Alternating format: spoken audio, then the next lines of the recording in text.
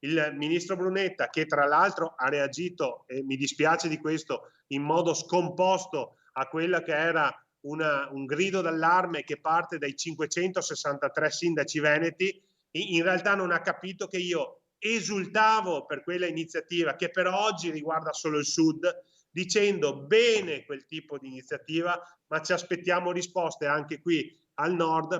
Torna a reclamare nuove assunzioni anche per i municipi del nord Mario Conte e lo fa a nome dei sindaci veneti che rappresenta. Sono di pochi giorni fa le sue critiche verso il bando per 2800 nuove assunzioni nei comuni del sud, voluto dal ministro per la pubblica amministrazione il veneziano Renato Brunetta, che in una lettera aperta oggi bolla come sorprendenti le parole del primo cittadino trevigiano e non ci sta, testuali parole, a passare da nemico della mia terra. Tra il 2010 e il 2019, dice ancora Brunetta, il blocco del turnover ha colpito soprattutto gli enti del mezzogiorno, fotografia che però sembra non convincere Conte, che porta i dati di Casugana. In 20 anni abbiamo perso quasi 200 dipendenti, che va dall'agente di polizia locale al dirigente e per molti comuni anche la figura del segretario comunale. Quindi c'è bisogno davvero di tutto. Una necessità resa ancora più urgente dai bisogni connessi alla pandemia è qui che il sindaco di Treviso si rivolge al ministro. Io mi metto a disposizione del ministro Brunetta quando gli sarà passata l'arrabbiatura o la delusione. Se vorrà aprire un confronto noi ci saremo,